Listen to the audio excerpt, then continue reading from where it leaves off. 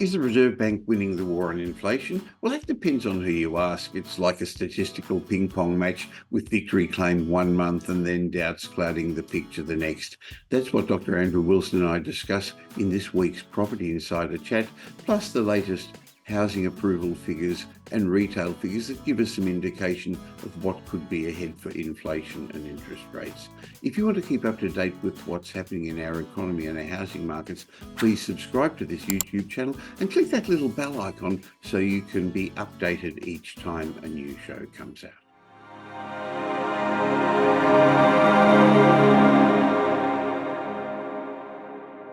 Is the Reserve Bank winning the fight against inflation? It's a statistical ping pong match. One month they look like champions, the next doubts creep in. Last week's shaky inflation numbers knocked them down a peg, and now with two disappointing months in a row, the optimists have pushed the rate cut predictions out to December or maybe even early next year.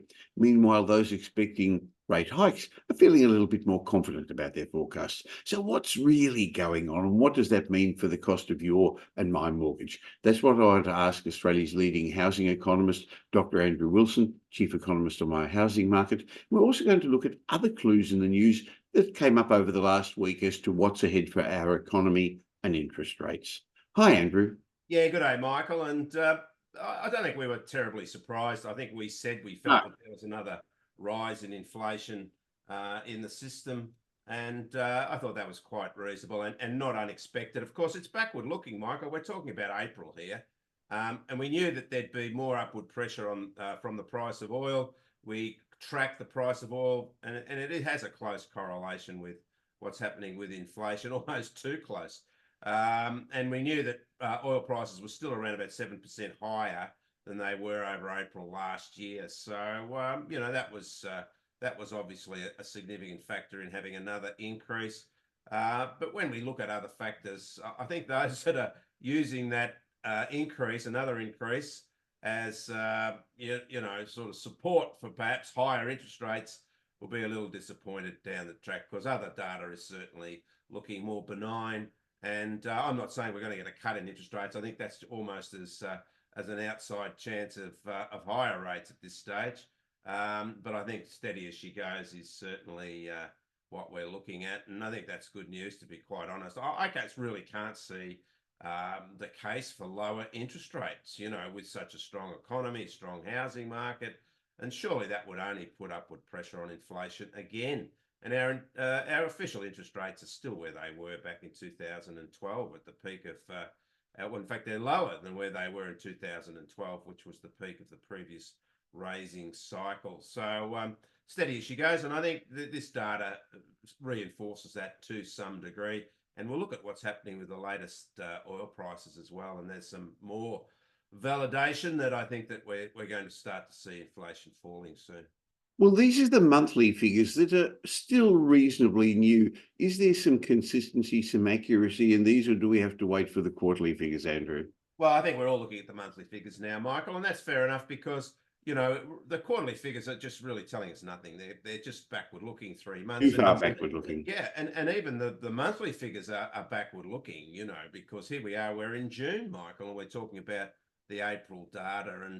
And as I said, if let's look at the breakdown of the numbers. It was we had an increase to 3.5% over March, and now we've had a 3.6% annual increase over April. We had, which is more relevant for rates, annual underlying inflation increased for the third consecutive month, up to 4.1% from 4% the previous month. So, of course, that's the preferred measure for the Reserve Bank, underlying inflation. That's the trimmed mean. And that's, which takes out the volatile items for those who don't understand the difference. Is that correct? Yeah, that's right. So the trimmed mean is it takes out the top and the bottom of the measure. So it's the volatile elements, and that's what the trimmed mean is. It's trimmed of its volatility at the high and the low end of the median. So or the mean. So yeah, and that as you said, takes out those volatile elements from month to month. But the target range for the Reserve Bank, as we know, is 2 to 3%. Now we're at 4.1%. and rising, which isn't good news for the Reserve Bank. So I'm not going to be too much of a Pollyanna here and say, don't worry about the higher rate. But as I said, I think that when we break it down, we can see that perhaps we've got a bit more of an argument going forward that rates are reflecting what's happening with oil. And as we'll see shortly, there's some better news there. But other contributors, no surprise, housing. We know housing's has been a big factor in higher inflation. Housing over the year was up 4.9%, which is a little lower than the 5.2% we recorded over March. Food was up 3.8%, which was a little higher than the 3.5% we recorded over March. But fuel, we mentioned that, well, fuel was up, the CPI fuel was up 7.4% over the year, which is steep, but it was certainly down from the 8.1% increase over the previous month. And as I said, Michael, we've discussed this here, that we felt that there was another increase in inflation, in the numbers, and that's what we saw over April. But other data, as we explained in last week's show, is certainly heading more towards a neutral position for interest rate outcomes. Well, you keep tracking oil prices Yeah. because, as we say each month, each time we chat, that is one of the major influences on inflation. Yeah. They seem to track each other. It's coming down now. It seems to be a little bit better at the Bowser too. Yeah, when we look at the track for inflation, it doesn't look good because we've got that breakout over recent months, up now underlying inflation to 4.1%. It's certainly well below, where we peaked at a year ago, Michael. But, obviously some concern there that it's rising.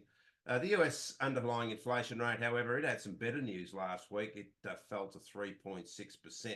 So it's now sort of well below us at 4.1%. But of course, US interest rate is higher at 5.5% versus our 4.35%. But I think it's interesting when we match oil and inflation, you can just see how that tracks quite closely, the price of oil. Now, this is quarterly prices for oil, monthly prices for oil. So we average it over the month, and you can see there it clearly rose over the first 3 months of this year. And as we've seen with that, as we see inflation also increase. So quite interesting, Michael, that relationship. And we look back to last year, we had a similar scenario in November, of course, where we saw oil prices rising and inflation rising. And of course, the Reserve Bank increased interest rates in November last year. But as I said, we've got some better news. The price of oil, well, it certainly had started to track lower over May, no doubt about that. Last week, or the beginning of last week, it was just starting to push back up towards that $80 US barrel mark, which was getting towards a monthly high. But the latest data from today shows that the price of oil is now down at around $76 US a barrel. So, it's giving us that underlying improvement in terms of a lower oil price. And when we compare that to May last year, which is what the next inflation data will do, I think we'll have better news in terms of what's happening with inflation, with those other factors that we're also discussing as an improvement for the outlook for inflation, and therefore, as I said, a stable outlook, in my opinion, for interest rates. So yes, we're looking back, we're talking about April, but really we can tell what's happened in May, Michael, and Yep. May has been a lot better month for the price of oil, and June has started off positively with a lower oil price. So I think that we'll get some better news in terms of the inflation rate when it comes out in a month's time for May.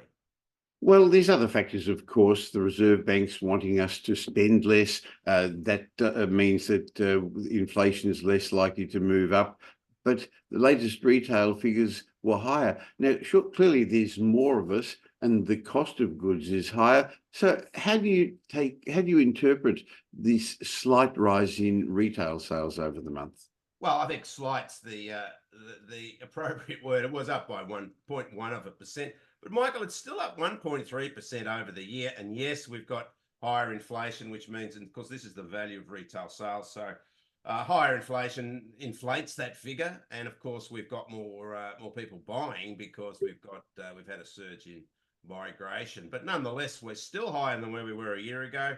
And of course, over the last 18 months, or particularly last year, our retail selling was inflated by the COVID stimulus packages. So we're still tracking higher than that COVID stimulus package environment of a year ago, but certainly we've eased. We had that 0.4% fall over March, which was the previous month. But if you remember, we had a big rise over February, and the ABS, which tends to be a little bit subjective in some of its comments regarding retail sales, it continuously is pointing out its opinion that this is a softening retail market, which maybe on a trend basis is, but it's not supported by the data continuing to rise and still tracking where it was a year ago, and still tracking higher, significantly higher than the pre-COVID, pre-stimulus package era. You know, in fact, we're 40% higher than the pre-COVID position. But nonetheless, it is, I guess we could say, just starting to top out a little bit, retail sales. And again, that sort of adds to the argument that, you know, it's a benign outlook for rates, I think, going forward. You know, there's some signs there that spending, and we should expect that, Michael. You know, higher interest rates, unemployment's just ticked up a little bit. All these factors are really showing that the economy, I think to say it was slowing down is wrong, but it's certainly not at the, you know, hyper intensity that it has been over the past 12 months. And that's what the Reserve Bank wants, and that's what we want. Yes. That's what the Reserve Bank wants, and the federal government wants us to build more houses. It said starting in July next month, it wants 1.2 million houses being built over the next 5 years. So it must have been a bit disappointed with the most recent home building approval figures, Andrew. Yes, there's really no sign, and, you know, wishing and a hoping and a praying is not going to change anything in terms of, you know, getting more homes into the marketplace, which is just ridiculously undersupplied. And for the longer term, I believe. But home building approvals were down over April, 1.4%, which followed a 3.7% March rise. And a lot of the ups and downs is coming from the volatile unit market, where you can get a big development come through in 1 month, and then, of course, the following month you don't get that big development, so it sort of bounces around. But it was a bit more of an even outcome when we look at units and houses. Over April, units were down 1.1%, houses were down 1.6%. South Australia was the top performer, total homes up by 13.9%. And a lot of that was actually houses, Michael. It wasn't a big bounce from unit development. So, and of course, we know it's a very strong market, that South Australian market, and other factors are showing a lot of home building actually, or house building, ramping up in South Australia. So good news for that market. But look, when we look at the annual levels, they certainly remain depressed. The longer term trend for national house building is still, you know, falling. But the one interesting thing, Michael, is that when we look at the numbers for April this year, they're actually higher than April last year. So maybe just an early sign that, you know, we're starting to hit the bottom to some degree, that the numbers were actually a little higher in April compared to April last year. So we can hope, and that's for total home building.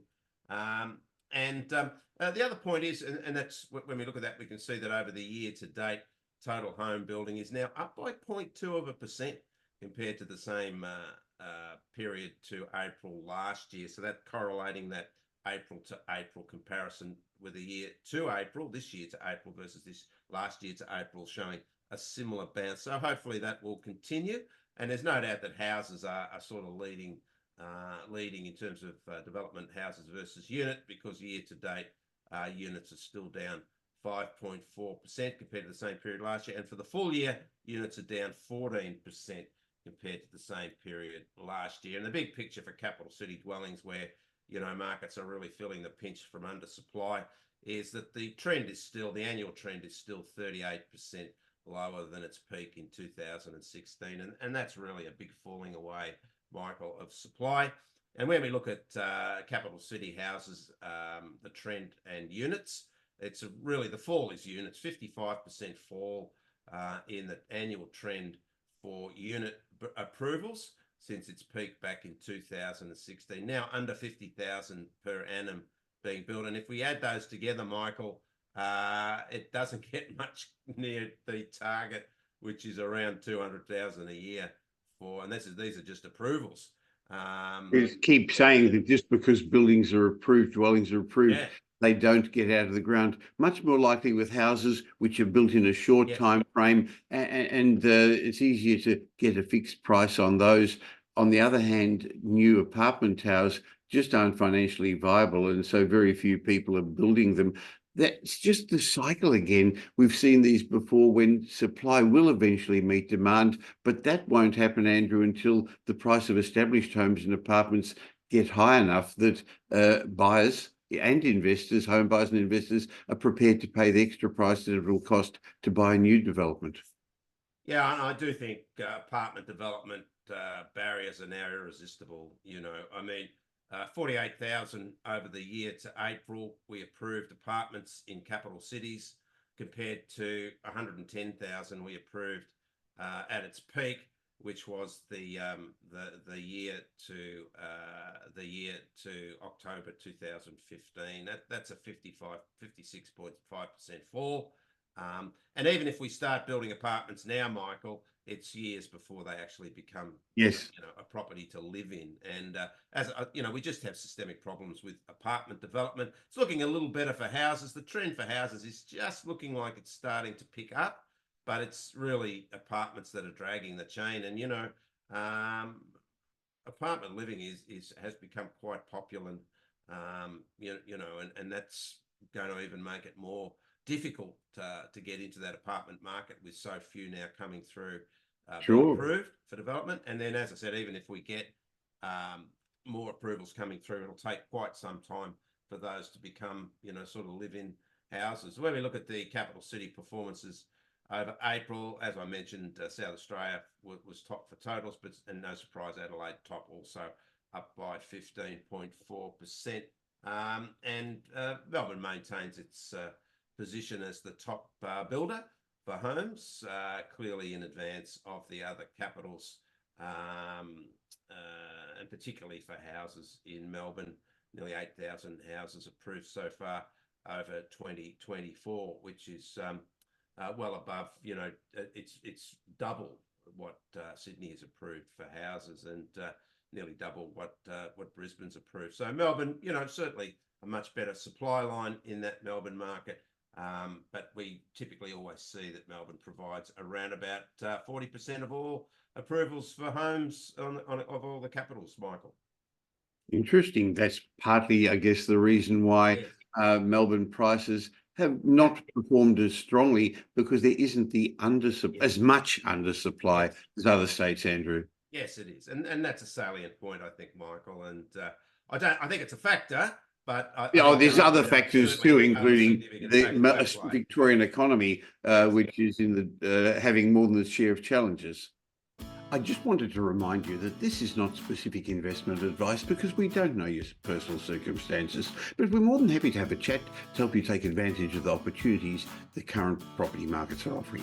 So why not have an obligation-free chat with one of the wealth strategists at Metropole to discuss your goals, your options, and what you could do. We're much more than just another buyer's agent. We help you safely create intergenerational wealth through strategic property and wealth advice. Remember, property investment's a process, not an event. So you can't just go out and buy any property and hope to be successful. In fact, now more than ever, getting the right advice is critical. So if you're looking to invest in property or buy a home, go to metropole.com.au and organise a time for an obligation-free chat. You're going to find that at Metropole we're big enough to tip the scales in your favour, but still small enough to care. And since we don't have any properties to sell, our advice is independent and unbiased. We're in winter now, believe it or not, and the first winter auction weekend we've just had, it tends to get a little bit quieter over winter time, but there were generally higher listings. So how did the market respond to those, Andrew? Well, I sort of get sick of saying it's same old, but it was a bit same old, but we could sort of say that, listings were higher again, some markets, and clearance rates were a little lower in some markets, but I still think it was quite a solid result to start June. Of course, next weekend we have the King's birthday holiday in some jurisdictions, so there'll be a little bit of a reason why we maybe had a bump up for some of those markets in terms of listings. But I think that they were, sort of generally again quite positive results, Michael.